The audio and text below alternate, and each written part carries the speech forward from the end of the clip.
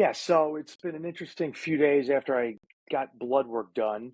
I'll throw out, I got it from Blokes, Joy and Blokes, getblokes.com. There's a code I used. And so it's tested 56 biomarkers, fasted 12 hours, no exercise. And I had no caffeine for 24 hours leading up to it. So I got a Friday morning and I was expecting some good results. And, 62% optimal is probably way better than most, and so that's good. But some of the levels, specifically like liver, kidney, some problems there. Not disease, but maybe some inflammation. They're not working optimally. Adrenals are probably a little bit fatigued, and could all be like a feedback or a loop here of like this gut dysbiosis, insomnia, taking medication for over a decade, and um, and then maybe working too hard in the gym, not recovering, some other chronic stressors, in the life over the last couple of years. So I think it's all there for me to look at and work with a practitioner and an endocrinologist in the next couple of weeks. But yeah, it's been interesting how I've been feeling really strong in the gym. Mood's been very stable. Gut's been, not too good. But overall, I look very healthy, and I felt it. But then getting these results back were a little bit concerning. So yes, I did plug it into ChatGPT, and it said you do have reason for concern. And it broke it down, and then it connected the dots, and then it gave me some suggestions, whether it be supplementation, whether it be, maybe you scale back on, redlining 75-minute high rocks in the heat and do more walking, you know.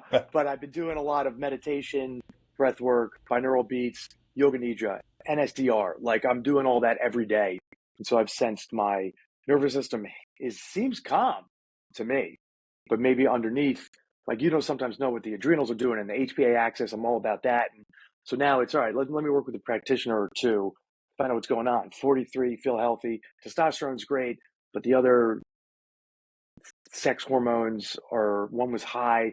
So then, like I'm like trying to figure out this balance here.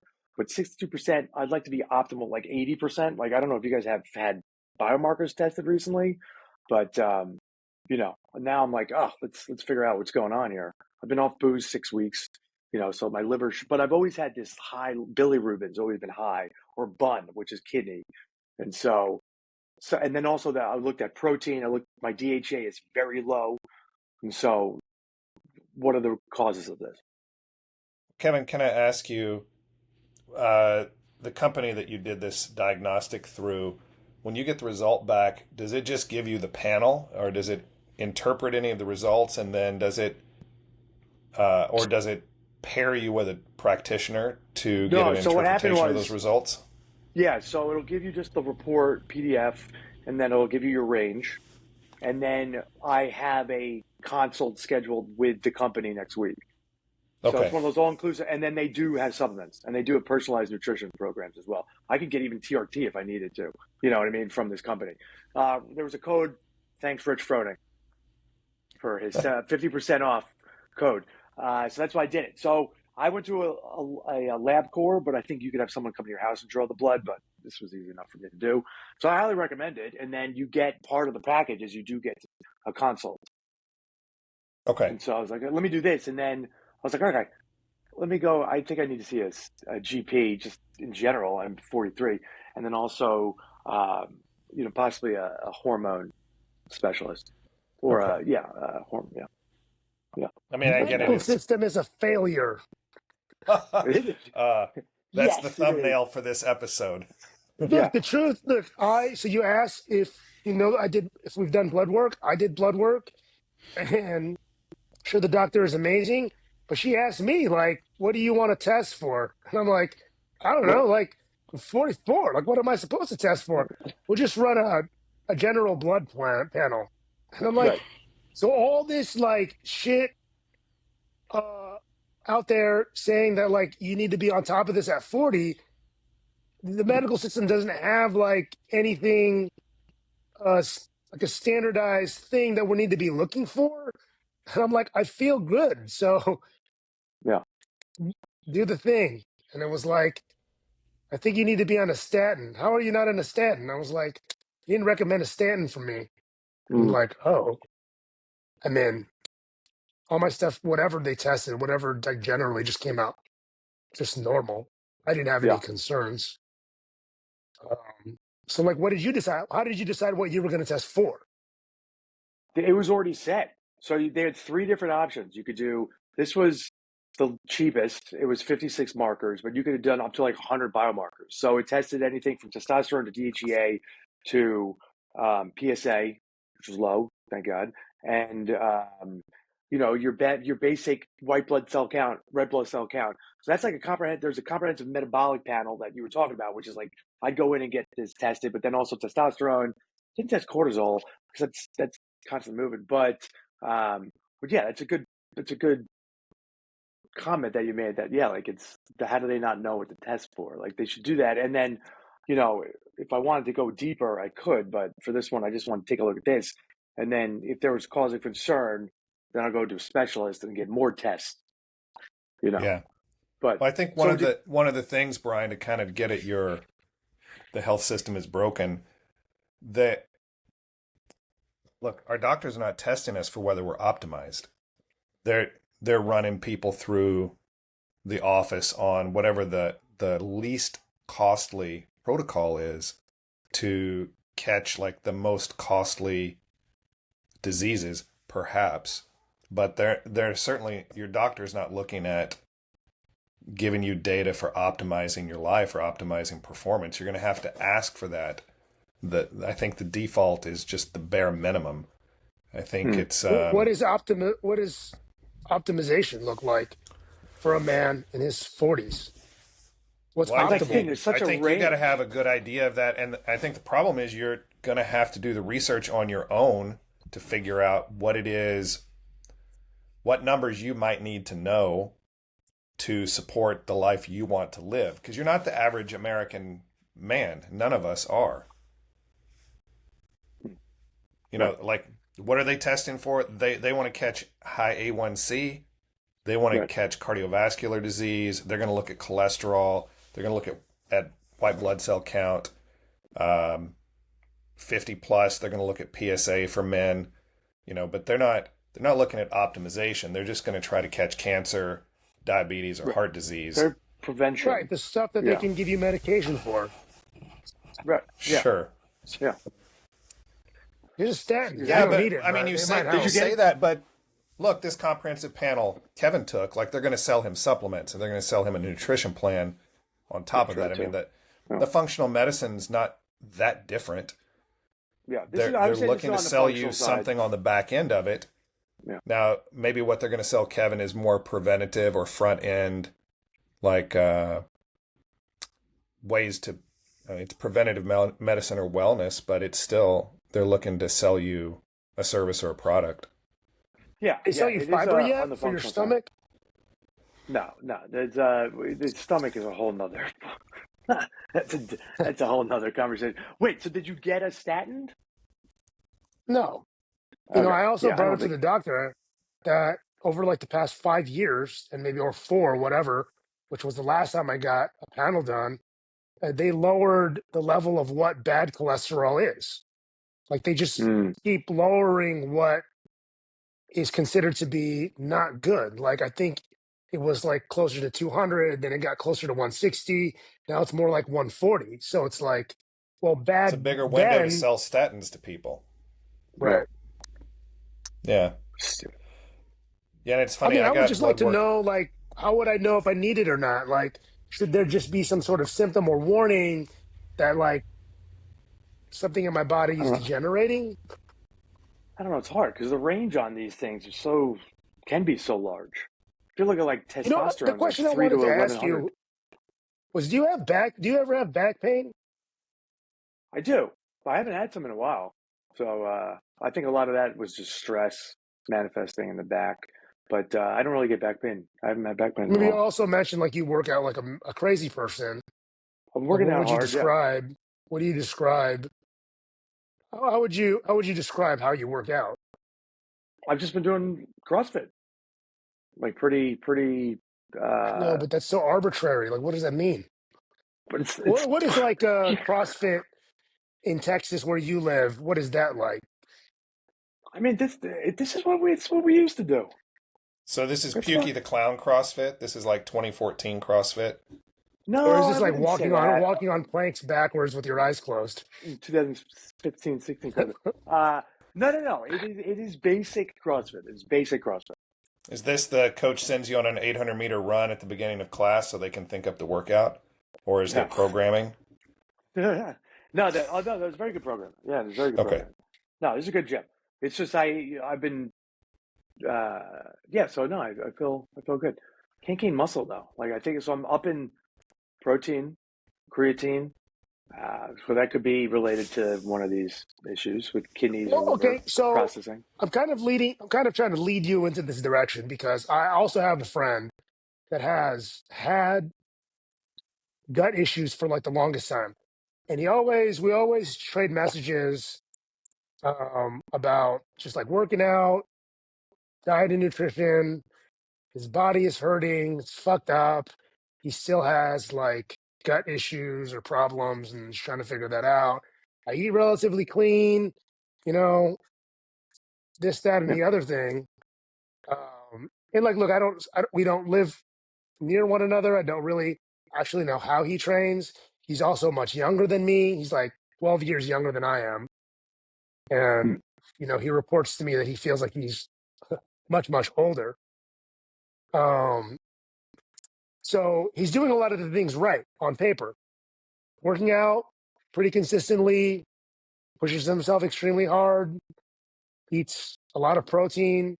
Hmm. But if we're having like inflammation of the gut or we're having issues with digestion, look, I don't know what the problem could be or what it is, but if you're having trouble breaking down food, it's just going to cause more inflammation in the stomach. So, like, how good is all this food that you're putting into your body if your body cannot do anything with it? You know what Yeah, I yeah, mean? yeah. Other than causing you more problems. The reason Correct. why I asked So like back pain is typically if you have like a lot of inflammation in the gut, you're also going to have a lot of back pain. If you're going yeah. to couple that with like training very intensely, which is why I asked you about like what is the gym and what is the programming like? Is it like strength cycles? You're squatting a lot. It's an Olympic weightlifting. You're hitting like some sort of like legs, like 3 times or 4 times a week. Like a lot of these things in my mind when I think about it, it's we assume like in this CrossFit world that like you're supposed to be sore all the time.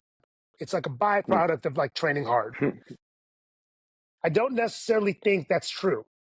Yeah. I don't Yeah. think you should feel like 110% like every day that you wake up. Like no one, if you're really training hard, like no one's recovering that well. But like there's a general soreness and there's like waking up with like your quads hurt because you're doing a movement in a way that your body cannot handle or recover from. And it's just things that we just don't know those. We don't know, and we don't teach people how to understand or interpret what those mean. Because they're symptoms of something else. Hmm. I'm like broadly stroking here because I'm trying to touch a lot of different things. But like if you train a certain way and you have high inflammation in that area, it's going to lead to back pain whether you like it or not because Hmm. that area is overworked. You're being overextended in your lumbar spine. You're putting pressure in places that you're not supposed to feel it in that way. So it's like it's one thing right on top of the next thing, on top of the next thing, on top of the next thing. And next thing you know, like your pyramid's upside down and it's a full collapse, Hmm. you know? Yeah. No. So in terms of like you brought something up there. So obviously, in dealing with this, I was like, I'm not. If I've got this gut dysbiosis, inflammation. I'm not absorbing nutrients properly. But I've tested all that in the past. So I know that I'm getting because or else I'd be getting sick. Like if I'm not, you know what I mean. Besides related to bowel movements, I'm saying immune system sick. My immunity Yeah. would be shot. So I know that that's not a thing. And I've harped on this for so many effing years. Like pathologically, I'm normal. That's what I say. I'm pathologically normal, which means all the markers for the celiacs, the lactose, the other issues with food sensitive, like I'm normal. So that's why it's a nervous system thing. I know that. So I'm tired of talking about it. I've been talking about it so long. Kevin, does your 20. poop look like poop or does it look like food? I mean, it varies. It's exciting because it's no one day is the same. It's Constantly keeps me on varied, my like your toes. workouts. Constantly varied, like my workouts. Yeah, it's all connected. It all goes. So yeah, it's all over the place. But I'm not. Well, I have complaining. a challenge for you then. Coming back to your blood work, the blood panel, whether it's the cheap one or if it's the platinum version, like whatever data points you get, that information is only going to be as useful to you as you are willing to take action on any of the parts of it that are identified as needing some attention. Oh yeah. Like if you're just collecting the data for curiosity, I don't think that's going to be super helpful. No. But That then was if you're never the chasing intent. it, Yeah. if you're chasing and improving some of the numbers, but like Brian was saying, they continue to lower what is considered the threshold for bad cholesterol. Yeah. Like, and you're chasing lowering your cholesterol, and then you realize, oh, there's a largely genetic component to this, Right. and that the standard or the threshold for bad keeps getting lower, but my LDL and my HDL are essentially unchanged over the last, for me, 35 years, essentially my entire life as an adult. Right. The no change has to be. It's getting worse, but only because the threshold is going down. Yeah. My numbers haven't really changed. Yeah. It's you have to do a lot of investigation yourself into how you feel. What do these numbers tell you? What are some interventions out there? Yeah, and what would like optimized lifestyle. look like for you? I think that was a great question Brian asked you in the beginning. Yeah. What does optimized mean for you? I have my thoughts. I mean, there's priorities I have to get in check now, which is the sleep and possibly gut inflammation. And then I think if I'm recovering well, digestion's better, then that may bring me to an optimal point. I don't think anyone's 90% optimal on any biomarker panel, 50 or more tests. Is optimal for you, is it more a feeling that you have about where you're at, or is that more looking at those data points, or is it some combination of those two? It's a combination. I think it should be a combination. Yeah. I think it should be. I mean, do you feel recovered? Yeah. I mean, even with low sleep, I feel recovered. Yeah. What does that feel like? I mean, I just have a baseline of high energy, so I'm never really fatigued. I don't get fatigued often. So yeah, I do feel recovered. So I know that my system is working very well. It's just what does your breath practice look like? Mostly just at night. I'll do some down regulation every night, and sometimes I'll do in workouts. I'll do some breath, some nasal. Like what? Or nasal. Like what? Most of the time, if I'm just going out for a long run or on the bike or the row for like an hour, I'll do nasal only. I've been messing around with. Do you think your heart rate is? Some nasal. No idea. Do you have I don't wear a wearable heart rate monitor? No, but I'm thinking. I would love for you to get one, like a cheap one. Yeah, whatever's the cheapest. Maybe not even a Whoop. Yeah. No, you can get something cheaper than that. You can get like a Garmin that's less than $100. Yeah. You can get one like over the heart, and that's the most accurate. Yeah. I would love for you to do that because I would love to know what your heart rate is when you're doing nasal. Mm-hmm. Because breathing through your nose exclusively isn't just because you're breathing through your nose in a workout doesn't make it parasympathetic. Yeah. No, that's very true. Yeah. I mean, these workouts are usually the steady state. I know, but your steady state could be like 140 BPMs. Yeah, I feel like it's 120, but that's just my guess. But I should get it checked. I mean, you could also you could stop in the middle of the workout and just take your heart rate for like 60 seconds. Yeah. Just count it. Yeah. But like, look, if you're sweating, my mind is getting a wearable. If you're sweating, you're not at 120. Well, I mean, I walk, I sweat here. He's in Central Texas. I mean, Hey, look, I'm not trying to be. you can sweat in the yeah, shower. I'm not yeah. really trying to provoke you in any way. It's No, I want to get a just like wearable. it's very It's been easy. on my It's very mind. easy for people to think if I breathe through my nose, like one, I'm doing steady state cardio, and two, like it's relaxing. But with someone that I'm not painting you as this. It's just like I've worked with several avatars that are very high anxiety, and then like you down reg at the end of the night, and you go to sleep like that. It's like you're just crashing your system. So like maybe what you need is more steady state, but like you need to be like under 120. Wonder what 20, yeah. Which is You hard know, too, I guess. Yeah. it's like it's using that breathing practice actively, right? Because like what I've been accustomed to, if you're breathing through your nose, you're doing it. But it's like I've also literally watched people work out and breathe through the nose and just perform like a And they're maniac. just huffing. Yeah, right. Yeah, yeah, like Yeah. snot is flying everywhere, Big Yeah. and it's like nostrils. Yeah. I'm Yeah. breathing through my nose, but I also open my mouth on occasion. And it's like nasal breathing, bro. And I'm like, no, that's not it. Like Yeah. that's not exactly what this is supposed to be. Like there's nothing restorative about like breathing through your nose and BPMs being at like 175. You know what I mean? Yeah. And I also So just true. think sometimes because I'm going through this with with one of the girls that I work with or I train, and I can't get her to calm down enough. It's like every workout is like, how hard am I supposed to be going? How many rounds am I supposed to get? And I'm like, look, dude, if I come over here and to talk to you and you can't have a conversation with me, you're going way too fast. Mm. And she's like, what? I go, at the end of this 40 minutes, you should be able to do like another 40. This is how slow we're going to move today. And she can't do it. It's just like, I mean, I think the one time we did this, and what happened was she started breathing through her mouth and she got way too tired. She was like, I don't think I can finish this. And I was just kind of like laughed, told her to sit down for a little bit, have some water. I was like, just come join when you're ready to come back. You know, I mean, but that's like a whole different thing. Yeah. Like had a conversation with her this morning, and she said that the doctor told her that like she's basically not sleeping at nighttime.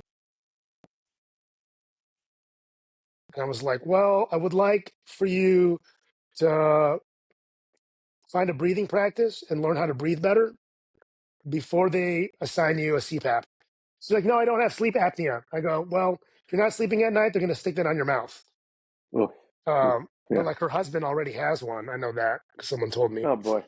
Yeah. Ryan, does she wear a heart rate monitor when you train? Is she open to it? She has a watch. Okay. She has a watch. But it's also like, we were talking, and she's somebody that I think of when we're having these CrossFit conversations because she's done CrossFit before. She's to others, she is like the physical embodiment of what other people want to look like. She's strong. She has an athletic looking shape. But perceptionally to her, she's not the body type that she wants. Or like others look at her like that's what I want. Mm-hmm. It's like a grass is greener kind of thing. But also like with CrossFitters, what we had discussed earlier, it's like if I don't get fucked up after this workout, I didn't push myself hard enough. Like I didn't get closer to my goal if I don't feel like I worked really hard. And there's like a whole perceptual shift that needs to happen. Not only the way that I think we view ourselves with exercise, but like with how we see what we're doing and how it benefits us in the long run. I think that's what's interesting with, not only training a person, but trying to coach a person to change. Because I think, CrossFit is almost has turned into like a bad word, but also like it's like a disease. It's like once you have it, like you can't let go of, if I don't get trashed, like I didn't have a good session. Well, I mean, You know? look, the literal definition of CrossFit is high intensity functional movements, right? Mhm. improved work capacity across broad time and modal Product domains. domain. But, I guess in a sense, that's a complete definition. And in another sense, it's an incomplete definition because most people are going to read the high intensity part of that and improved performance across broad time and modal domains as, well, what I'm going to measure is on the day. Or maybe you measure it across lifetime. But what's the lifetime of the average CrossFitter? What's their relative fitness when they started? If someone's coming in with a training age of 0, they don't start exercise until their mid 30s. They might be able to train for 10 years before the lack of a real recovery regimen begins to show itself, maybe even longer. If they started training earlier, if they were a high school athlete or a college athlete and they picked that up and continued training, probably that lack of recovery practice will show up sooner. But yeah, she's a curious one, Brian. Because you need her to feel something different than what it is she thinks she wants to feel after or during a workout.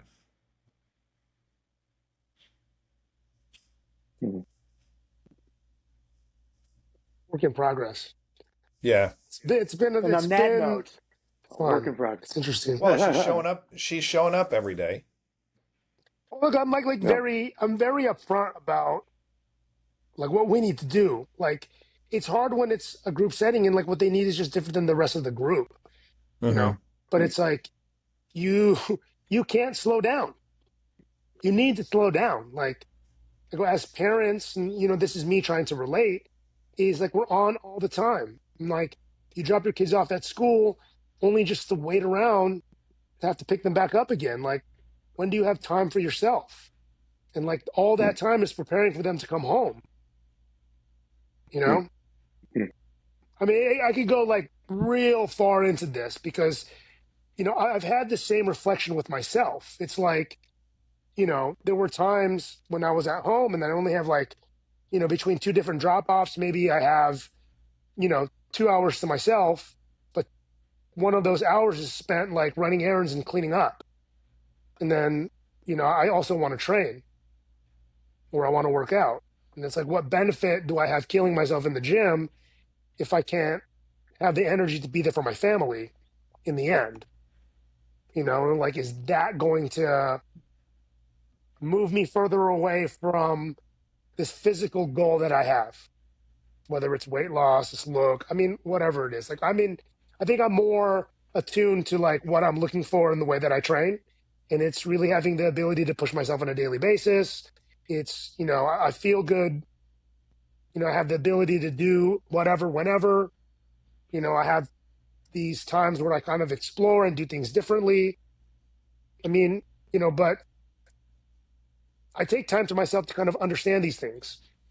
People that come to us that are looking for like a training regimen or to be held accountable or any of these things, they don't want to go home and have to think about this.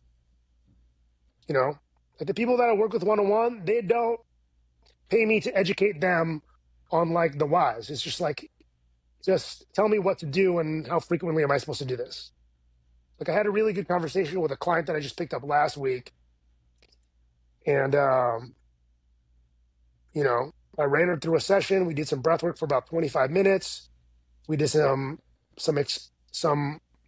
activating exercise, connecting her to certain muscles. I put her on the sled for like 10 minutes. She was on the floor for like 15. She got up and she was like, I feel so relaxed. I was like, the fuck?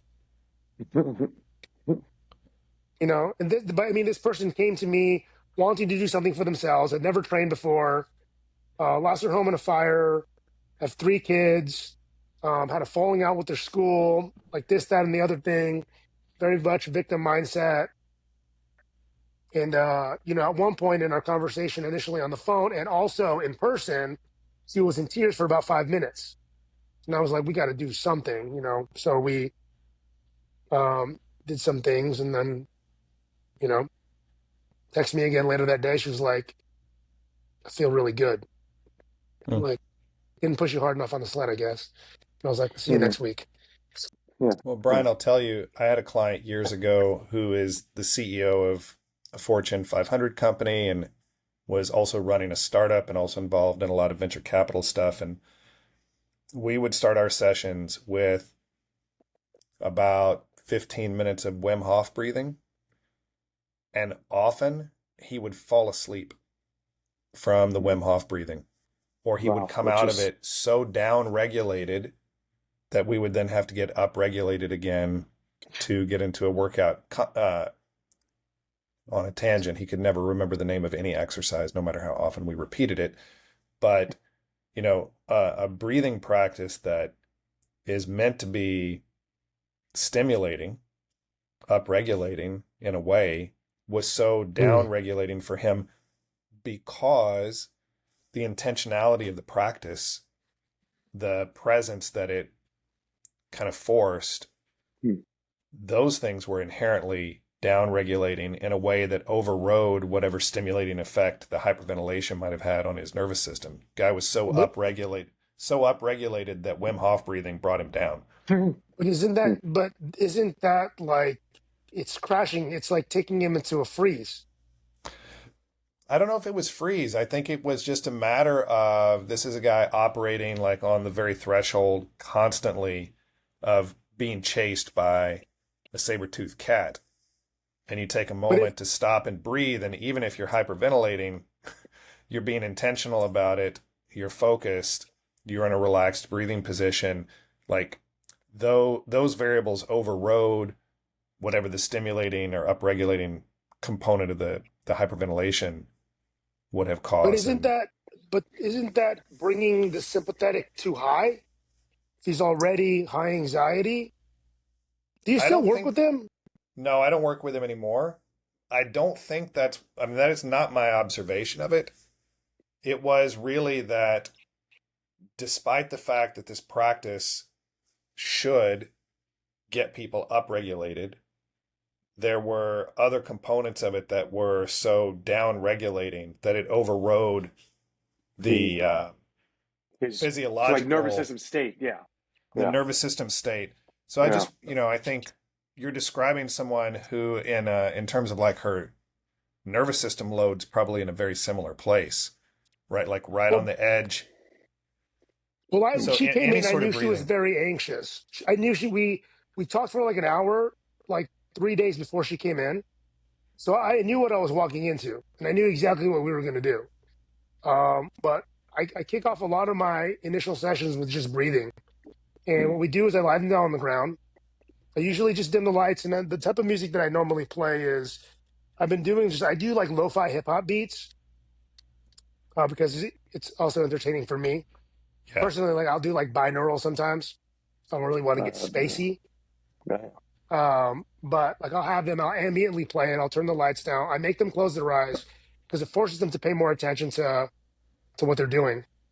And it's just a simple deep inhale through the nose and exhale through the mouth, like nice and slow.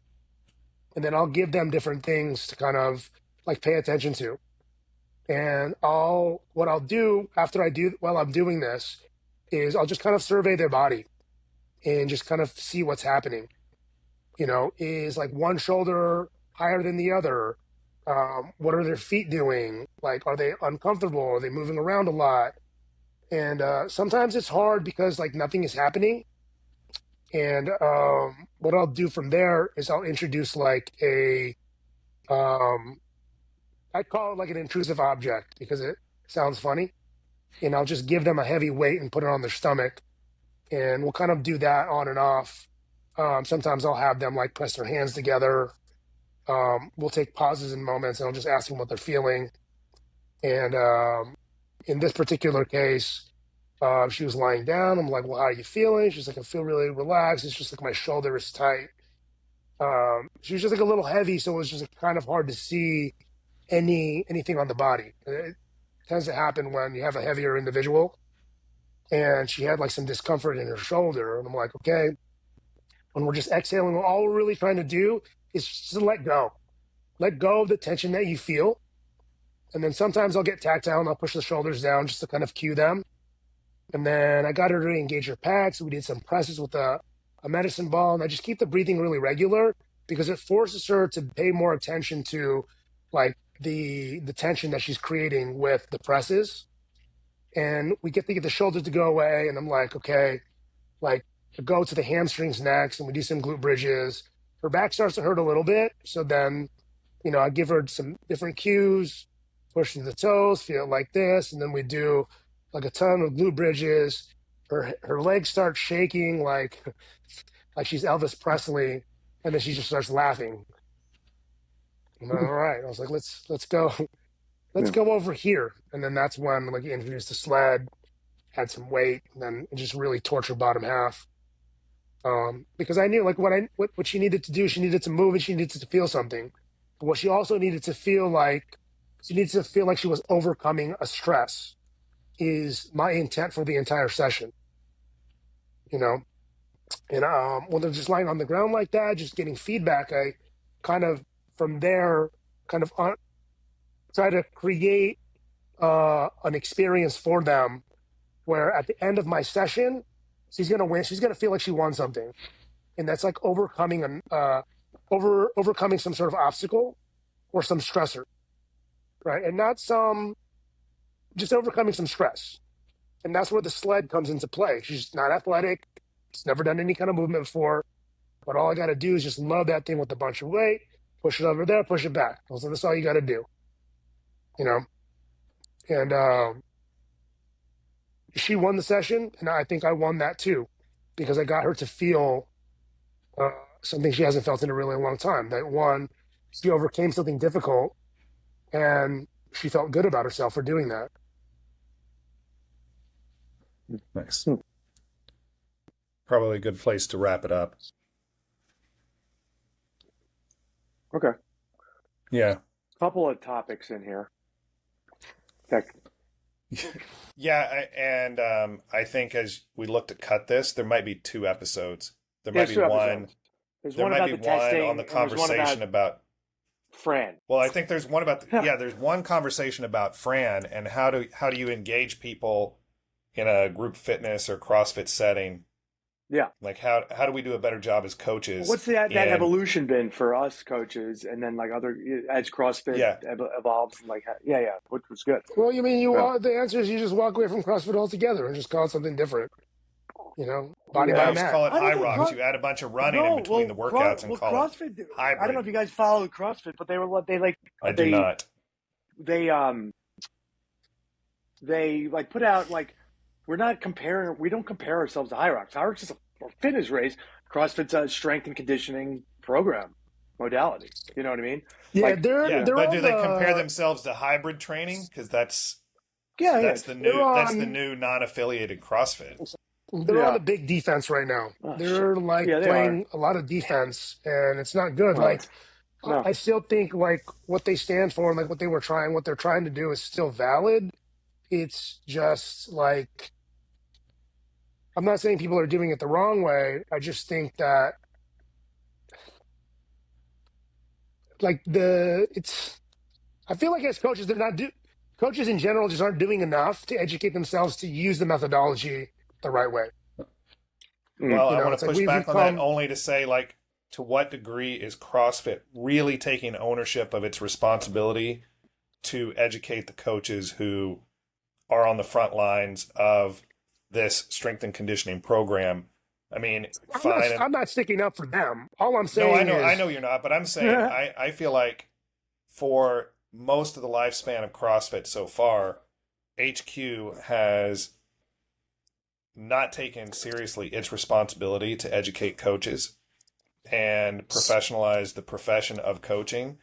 They've started to do that in the last, let's say, 4 or 5 years. Nicole Carroll seems like she's doing a pretty good job with that now, but even so, the scope of the training, it's woefully inadequate for what coaches really need to be able to do a great job as group class coaches, and particularly if the idea would be to create professional coaches, like people who make a living at coaching CrossFit, not just owning a gym, but actually being a coach.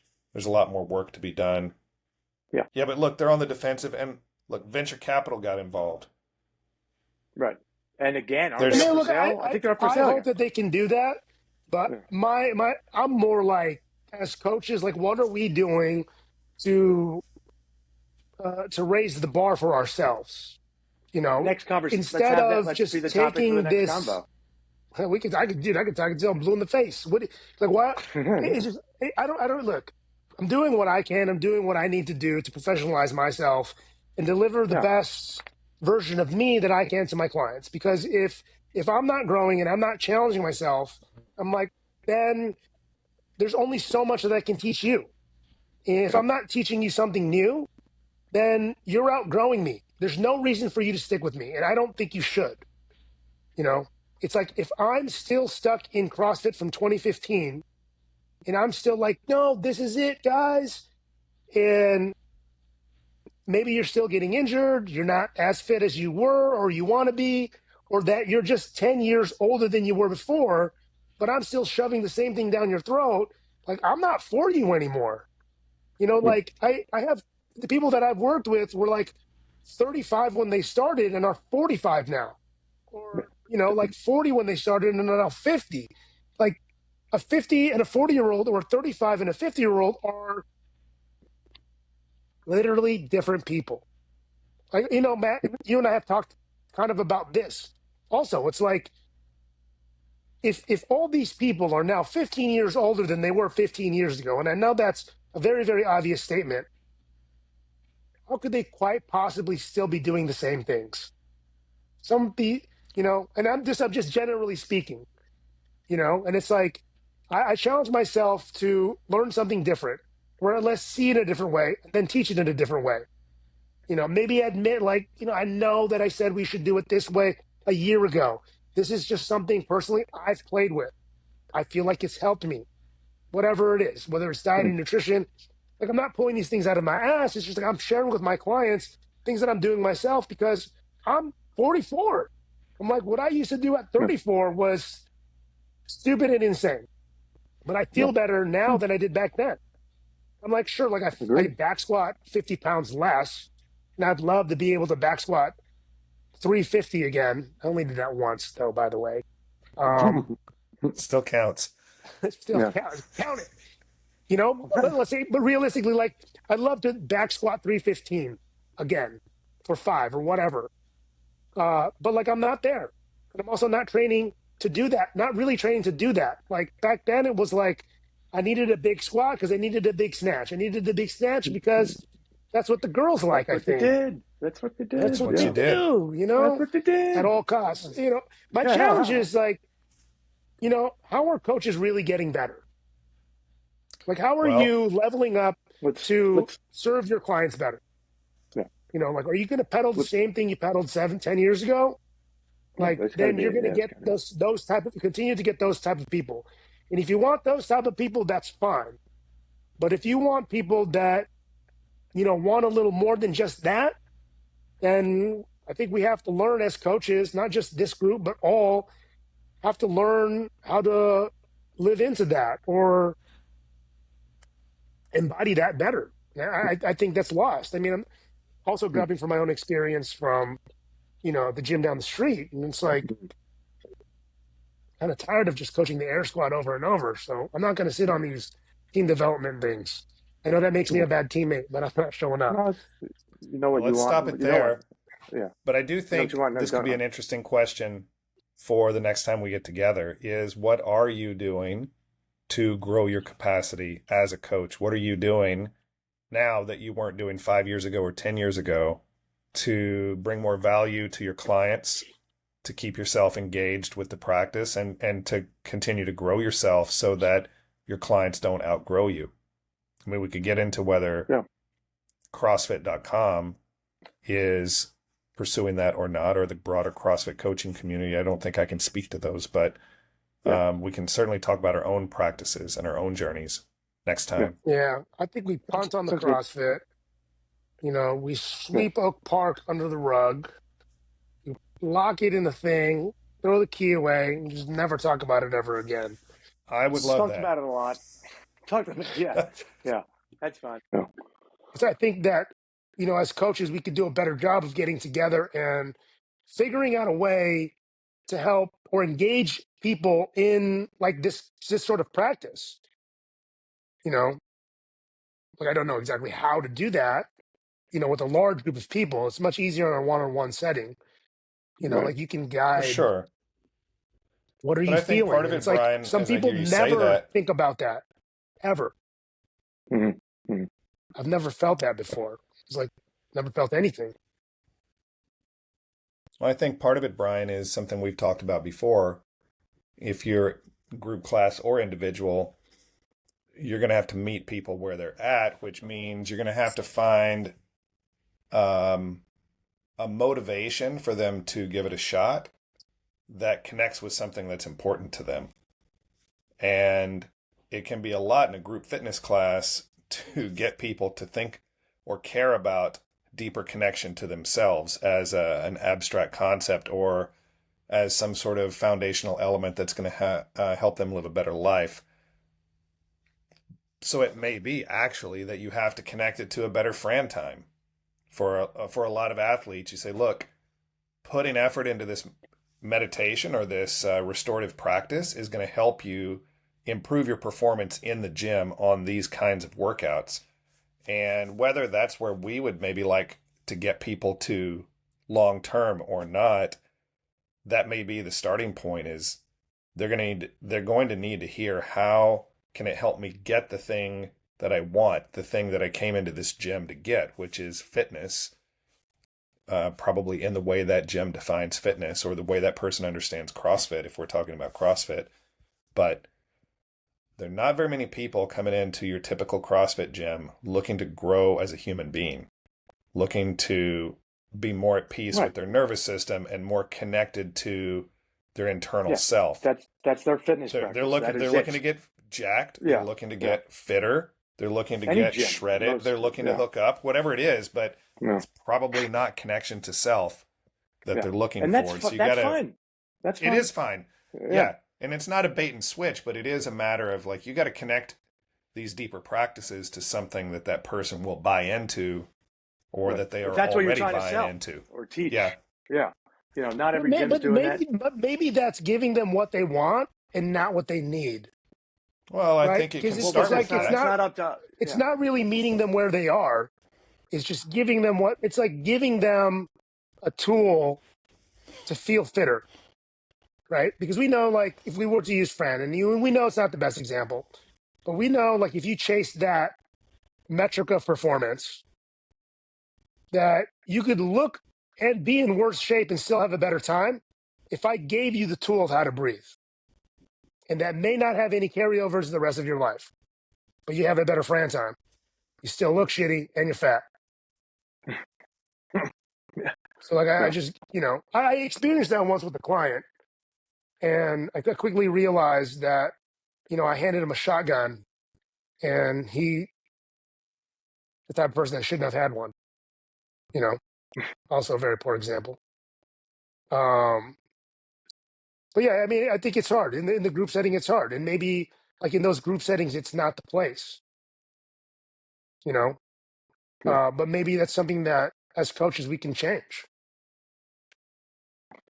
In a group setting. Well, like, I mean, I think a group, I think in any group, or frankly with any client, any customer, if what you are putting on offer is X, and then they come into the gym or they come into your business and then you're trying to sell them Y, you're going to face resistance to that. And I want to be really curious about people as a coach, and I want to be cautious in assuming that I know what they need. I mean, I get caught in that trap, but there are probably principles that explain generally what everyone needs. Not everybody wants it, and it can't be my job to try and give them something they aren't ready for, even if it is the best thing for them, even if it's what they need. If they don't want it, I've given up trying to be the person to convince you to want the thing that you need. I can try and ease you into it, but I would rather work with people where they're at. And and Brian and I have had this conversation, and maybe it's lazy coaching, but I want to work with clients who are open to figuring out together what it is they need, and they're willing to do what it takes to get what they need, not just what they want. If you're at the phase of your journey where you just want what you want, I don't think I'm the right coach for you. Not right now. That's the challenge. It's like it's two bulls staring at one another, and neither of us are willing to budge on like our stance. You know what I mean? It's like, I want to coach this way and you want to perform as an athlete this way. And it's like, I'm the coach, I'm right in this situation. And like, maybe we are right. And like, maybe what we're offering is literally the key to what they want. But until they see that, it's not going to be, because it's always going to be their way.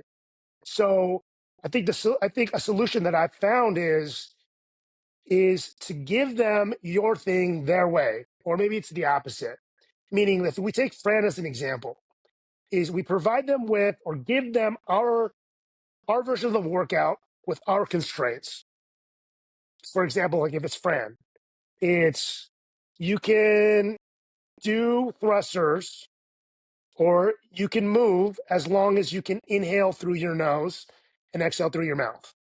As soon as you switch to inhaling, exhaling out of your mouth, so you start mouth breathing, then you have to start over.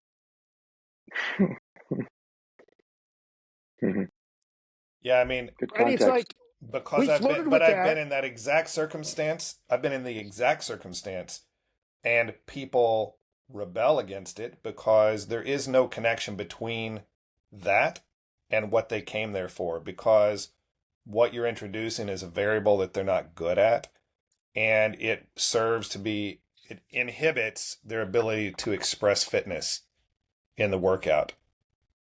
But I think this is where it falls apart, when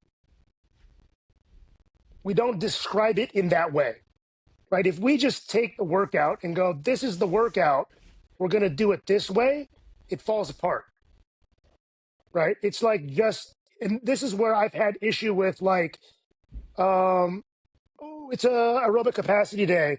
We need aerobic capacity. And rather than us sitting down and talking about what would be a good workout to challenge people's ability to stay nasal, maybe don't challenge it and just make it really easy. It's let's take a long workout, and on the front of it, just write nasal breathing, right? It's like, instead of writing a workout, we just take something long and go nasal, rather than, like, let's give them some actual constraints. It's like, if you open your mouth, then you have to stop and take a walk. Like, I know you've done stuff like that on a Sunday, and you've reported back like it worked and people loved it. But I think this is where we can fall short, is we get lazy, and it's like, well, do Fran nasal breathing. I don't think that's like enough, and it's like, we're not stretching ourselves as coaches. We're not challenging what our abilities are. We're not changing the way that, we speak to people. I don't know. I mean, I don't think this is everybody, but like, I can see myself in this lens at times. Like, I've done different versions of Fran where it's like, so I'll do as many reps as I can on broken, and as soon as I break, then I have to switch to the pull-ups, and vice versa. And then, like, that's my time. But like, it's hard with a workout like that, where people are so attached to like what they believe the stimulus is, that they're not willing to engage with this new stimulus that I'm trying to get you to understand. So like, we're battling for just trying to get them to see things differently. And it's like, I'm arguing for my stance because they don't want to let go of what they believe is CrossFit. Yeah, but Brian, honestly, I think you're just talking about a communications issue, because if you write in quotes, FRAN quotes, 21-15-9 thrusters and pull-ups on the board, people have a reasonable expectation of what it is you're asking them to do. They might be wrong about the. Is that? There's no fault. What I'm saying is, there is a fault. Let me finish. Let me tell you why. No, I want to finish what I'm saying. That's like saying it's blue. if I want you to experience green, which is 21, 15, 9 thrusters and pull-ups, but whatever, nasal breathing only, if I call that Fran, I'm saying it's blue, but I want you to experience green. When if I just don't put that name on it, and I instead call it something else and say the priority here is we're going to do this workout, but only if you can control your breathing on all of the elements. Like, it's confusing to give people something that has been named one thing, then they understand a context for that name and say now, but I'm going to change the definition. It's Fran, but it's not Fran. But it is Fran, but it's But not that's Fran. what I'm saying. But that's exactly what I'm saying. But I think you're just making it more complicated than it needs to be. Like, if you want people to do 30 clean and jerks for time, and you don't care about what that looks like, call it grace, put a 4-minute cap on it, and people will get that. If you want to create a different stimulus that is associated with that rep scheme, and you don't want people to be confused to, like, they're going to bring a grace intention or a Fran intention to a workout that's called grace or a workout that's called Fran. If you want them to bring a different intention, you just got to communicate it differently. But that's what I'm saying, is I'm saying exactly that to you. Well, you're making it sound more complicated than it really is, I think. But that's the truth is that we made it that complicated. And I think that's why as coaches, we became so frustrated at that, because people don't want to engage in it that way. So, like, whose problem is that? Is it the client's problem or is it ours as coaches? Well, it's like our best client is the person. I just think it's a communication issue. I don't think this is an existential issue for coaching. Whose job is it to communicate? Is it their job to understand, or my job to communicate it better? Well, look, it's both. I think we all know, like, communication happens on the listener's terms. So you got to have people who are open to hearing what you have to say. But yeah, make it less complicated or less challenging for the listener to understand what it is you're trying to communicate. But I mean, this is one of the things I talked about with Brian McKenzie at Shift years ago, like pre-pandemic, about group class coaching of performance breathing. It's like one of the problems you run into when you're trying to introduce performance breathing, whether it's nasal aerobic capacity or something else, in a CrossFit group class setting, is people have certain expectations because of the system they're in, that my performance and my worth as an athlete, though it doesn't say that, is based on where I finish in the group and what time I put on the board. So that's how they're operating by and large. And then if you're asking them, now I'm going to introduce a constraint, which is you can only go as fast as you are able to breathe through your nose. And when you can't breathe through your nose, you have to stop, get back to nasal breathing, and then finish. The guy who's very good at burpees, running, and thrusters is going to really balk at that because it's challenging his identity within the context that they understand that workout to be in. So yeah, it is a matter of the coaches communicating it, but I don't think it's that complicated unless you're in a system that has prioritized performance as it's measured by CrossFit, so your time and your place on the board, above all other things. And then suddenly you're introducing, hey, by the way, it used to be all about just Pukey the Clown and go balls to the wall, and whoever finishes first is best, and whoever finishes last, we all clap for them, but they finished last. To change that dynamic requires more than just rewriting the workout on the board. You have to create a system and an environment and a context where that change in the prescription for the workout makes sense. And I think there, like, you've got to have an ability to communicate. Why would you introduce those kinds of variables into the training at all? And some people are going to be open to that and some aren't.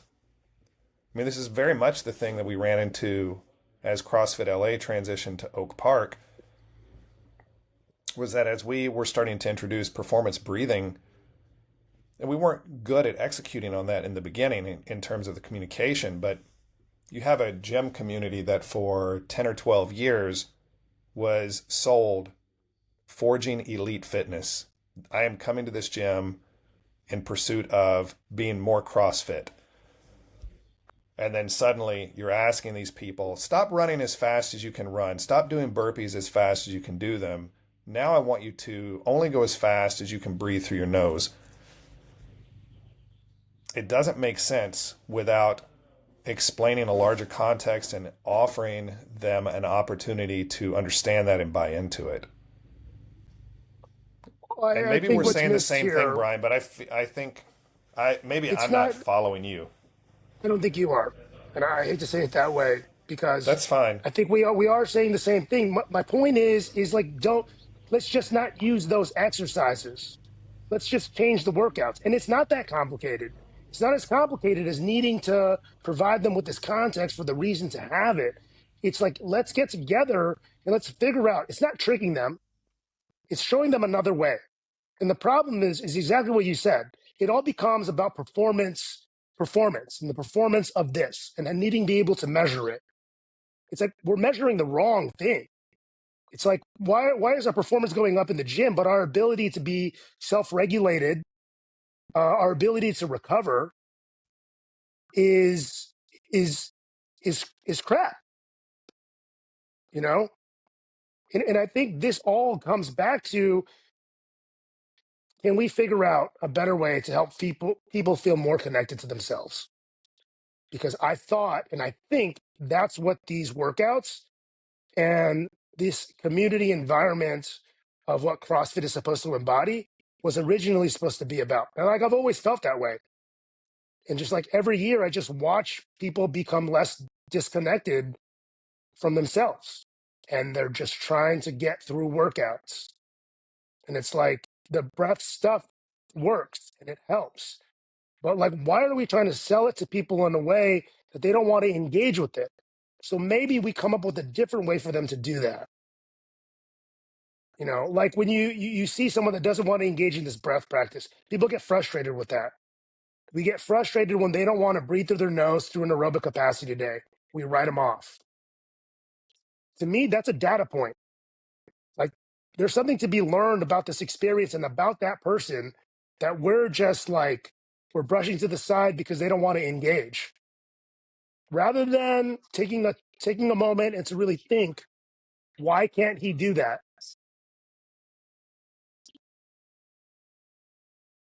It's over there, right? It's like, who is this person? What is this person about? Do they even know? Like currently working with a smaller group of people, like in every session that I do, or just doing more one-on-ones, you're forced to really get to know who that person is.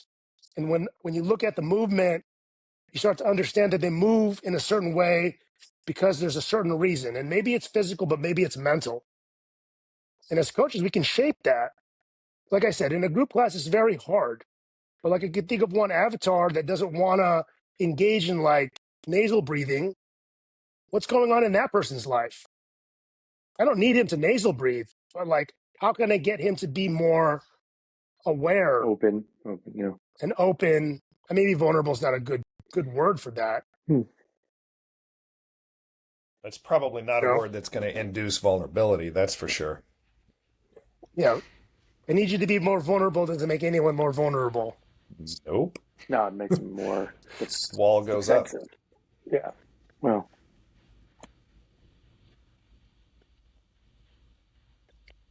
And like, we said, like I said earlier, like I think that's what this is about, is helping people to understand themselves, their state.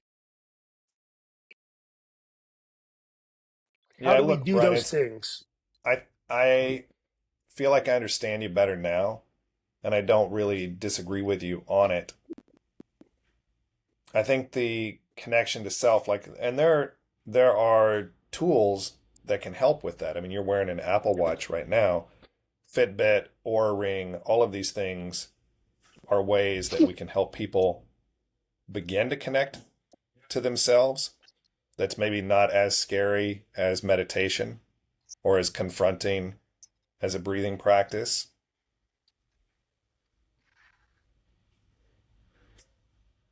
And it's interesting too because Kevin was saying he feels good. Like he's training hard, his body feels good. He said mood wise, he feels good. I feel really good too, and I've felt really good over the last year and a half with training, how my physical body feels. I mean, I get these little niggles as you do here and there, but nothing debilitating. Yeah. And then my blood work came back with things that were completely out of the blue, right? So I think there's also limits to that interoception. Like even if we are really connected to ourselves, I think it's still important to do things like monitor your blood work, Investigate. Maybe it's not necessarily HRV, although I think that's a pretty good tool, a pretty good diagnostic for where you're at stress wise. I don't do a lot of that training. Do you? Let me start. HRV training, no, but HRV tracking is a super helpful way of looking at whether you're overtraining or under recovering, and basically your stress load. Yeah. But all of it, like these tools, like the diagnostics are only going to be as good as whatever follow-up actions you take. Right. Yeah. Based on collecting 100%. The data.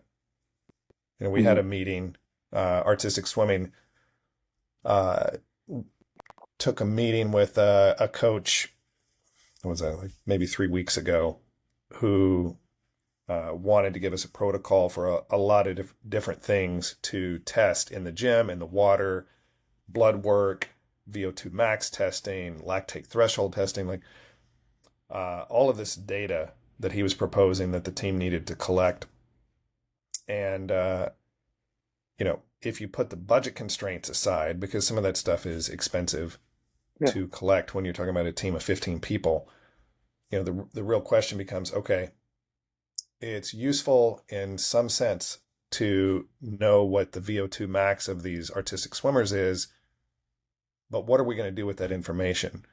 If their numbers are here and we train and we bump their numbers up, I don't have any data yet that increased VO2 max necessarily translates into improved performance in the sport.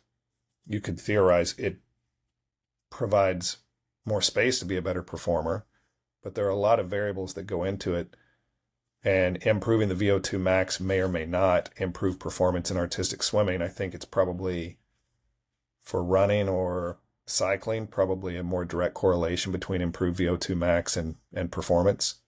Yeah. Did they test their VO2 max?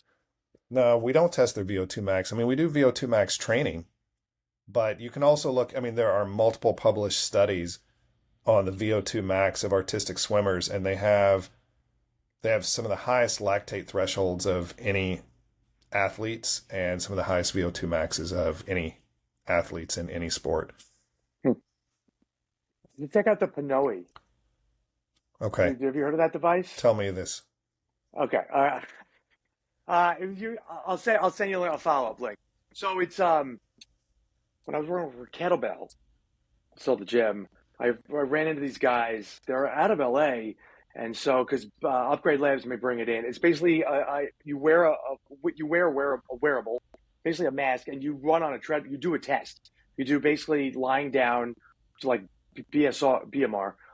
With the mask on, and then you hop on a treadmill and you're doing a test there, and then it spits out a lot of good metabolic data. So I'll send you a follow-up. That'd be interesting. And then there's a couple of people that have the kit on the west side. So, okay. Yeah, it's pretty cool. And then they give you some plans if you want. But that was a while ago, but they're still around. But yeah, that just came to mind in terms of VO2 and this metabolic efficiency. I mean, it really breaks it down into, I remember bringing it into the gym and Sean Kenny. But yeah, okay. Yeah, but I think I don't know how to introduce this to you, but CrossFit workouts and like the community workouts like that, like by design, are not very interoceptive for the person.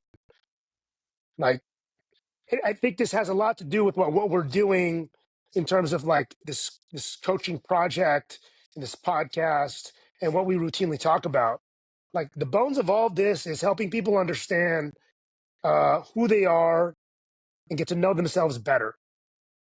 And that I think I guess by my definition is it's interoception, Hmm. right? It's being able to understand like what's going on inside, not only physically, but like mentally, because you bring up like the nervous system. So if it's a nervous system issue, Hmm. then Kevin doesn't feel you don't feel safe for whatever reason, Yeah, right? yeah, it's correct. Yes, that is something that I've been working on over the last several weeks. There's an arc like as a protector, warrior, king archetype conflict going on here that I'm uncovering and working on. But I do not think that's like fitness is one side of it. This is a more deeply rooted issue that I have to get to related to the nervous system and not feeling safe. So yes, that's what this comes down to. It's going to take time. I've already been on the nervous system path. It's just it is hard to unwind the nervous system and get to a root cause. I mean, it could take years. If you've been dealing with it for years, think about how long it could take to it's not easy. The nervous system is not easy to hack and to talk to and to fix and to get into that brain. It's its own brain. It's so yeah, this is, I'll get there, but this is just current because I just had this test. So yeah. Besides Yeah, I that, mean, I like where I feel like Brian was trying to lead this, which is that group fitness workouts, at least the ones I've been exposed to, they are not about creating a deeper connection to yourself. That interoception is not a part of how the workouts are designed, yeah, performed, coached by and large, right? So that's a function of the competitive nature of it being in a group setting, the yeah, clock being the priority or the score being a priority in a lot of circumstances. And yeah, I'm curious if you have physical practices that are maybe a slower tempo oh yeah, I do or my own invite those things. circumstances for you to connect more with yourself. I do enough. Yeah, I do work out on my own. Doesn't have to be at the gym. It could just be a ruck on my own or a run, Mm-hmm. trying to get back to this. Yes, I have enough of those. It's well balanced enough. If it wasn't well balanced, I'd be injured or even more nervous system frayed. So yes, I'm very in tune with where I'm at. So now it's just going to get more optimal. I think the CrossFit system, I think there can be a version of it where you can invite people to explore, like really connecting to themselves. Hmm. Um, I think that yeah, I think we it did. just can be done. Yeah, It can OP be. did It's that just very well. I would say yes, comma, but like in what way? Like you can invite it, but if I'm not helping you or guiding you to understand or pointing you to a direction to help you do it, it's like not enough to have you lie on the ground and just breathe. Hmm. Because a lot of different things can happen there. It's like you could drift off. You could be focusing on something different. You could be not focusing on anything at all. It's like if you ask, I think if you were to ask people what they thought meditation was, you might get or will get different answers. Like some people think meditation is just like completely disconnecting and like looking into a white space when you close your eyes. Hmm. But it doesn't necessarily need to be that. Like meditation can just be focusing on something that's uncomfortable and like sitting with it. Yeah, It could yeah, be like acknowledging that you're stressed out and knowing that there's like a stressor that's going on in your mind. Meditation could be, just being still and paying attention to tension in your body and just trying to understand like what that is and maybe how to turn it off. I mean, I think those are forms of meditation. Being yeah. silent, being still, and paying attention. It's like being present in Just your being body in being. that moment. Yeah. And it's like you may talk to coaches or people at CrossFit gyms and go, yeah, we do that. And it's like, I think, yes, you are. I think they are, but it's like where is it leading to? It makes me think performance, but like performance in this moment, in this class, or we're just trying to have a better Fran time. That's like a different performance. It's like, it's Mm, not a good tool for, having a better understanding of like why I feel pain in my shoulder, mm, or just being aware that like I actually have chronic back pain. So I sit on a lacrosse ball for 5 minutes before class starts, you know? mm. Yeah.